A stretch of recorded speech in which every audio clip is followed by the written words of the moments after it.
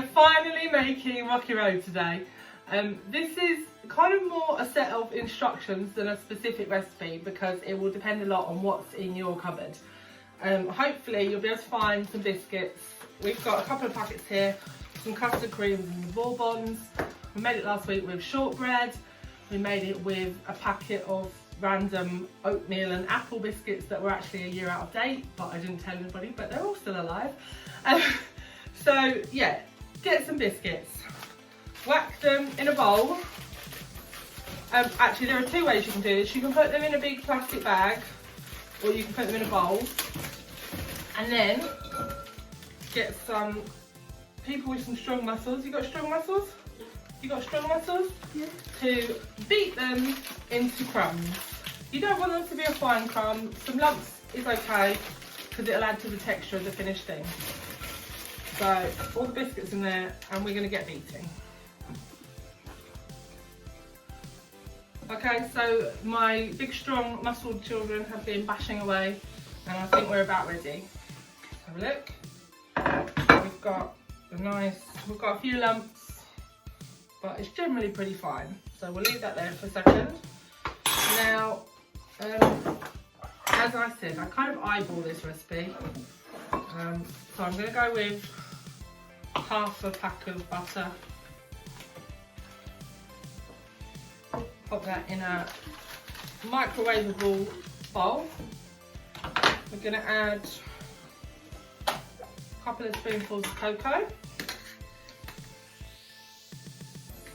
That was just an ordinary dessert spoon, so maybe a heaped tablespoon. And then we need some honey or golden syrup. Now our honey is getting a bit sad. We've just had it sat in some hot water to try and make it a bit more runny. But if your honey or syrup is set, that's fine. Just try and gently warm it up and it will still be perfectly fine. So I'm going to put in probably, here we go, about 3 tablespoons.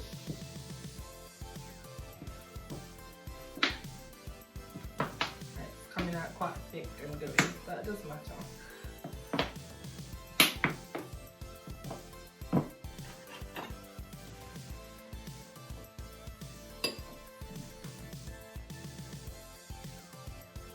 A lot. Probably about 3 or 4 tablespoons. We're going to put this in the microwave. Keep an eye on it because it does get hot with the syrup. And just stir it every so often. Probably get a new spoon out for that. So, right, into the biscuits. I've got very sticky hands now, doesn't matter. We're going to add, so this is where we look and see what's in your cupboard. We've got some sultanas, but any dried fruit will work well. Pour them in, Joe. I've got some glacé cherries that we've cut into halves. Pop them in. These are a packet of Maltesers that I've cut out. We tried bashing them with the biscuits last time and it didn't really work, so this time I just cut them with a serrated knife. They can go in. We've got some desiccated coconut, so that can go in as well. Right, do you want to try and give it a mix for us, Jo?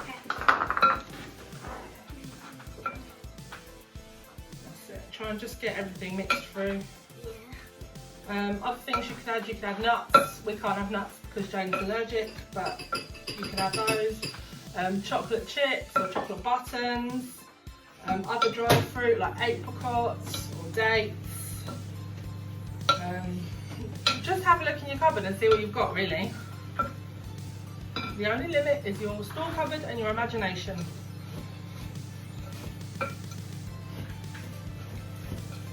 So how are we getting on, Soph? Is that getting melted? Yes.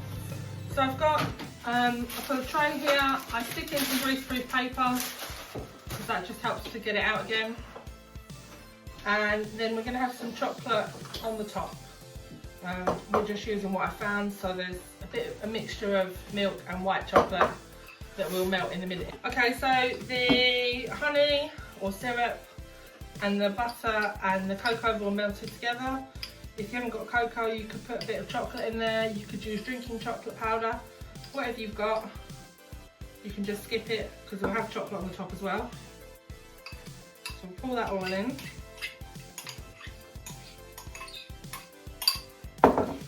And give it a mix. So you want, at this point, you don't want it to be runny, but you want all the biscuits to be coated.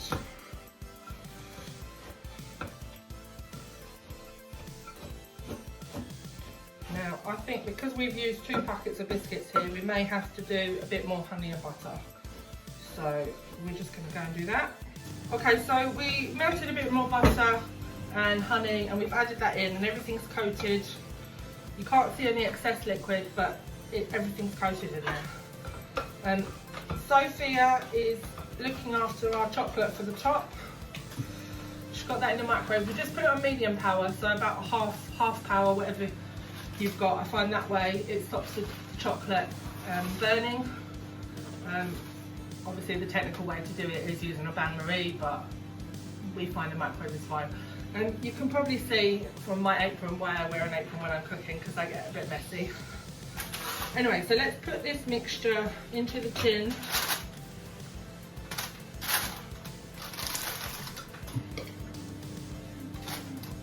You can do it just straight into the tin, but I like using the grease proof because it stops it getting stuck in there.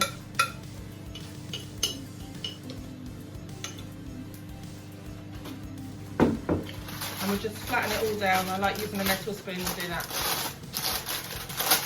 There we go. So push that down, you should be able to see it.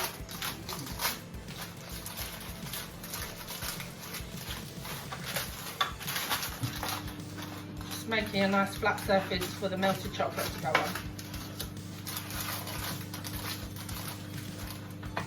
How's the chocolate coming, Sophie?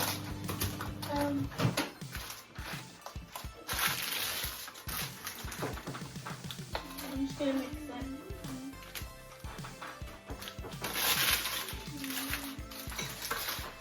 So there's our rocky base.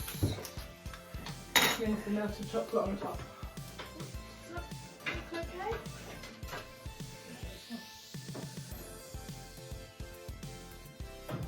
This was a mixture of milk chocolate and white chocolate, so it's quite a pale brown, but any chocolate will do. We had an Easter egg that we threw in there, a couple of halves of bars of chocolate. It'll all taste delicious. And then we just spread that out over the top. And now, unfortunately, you won't want to eat this straight away. It needs to go in the fridge to set, either for a few hours or better still overnight. And then you have to try not to eat rockaway for breakfast.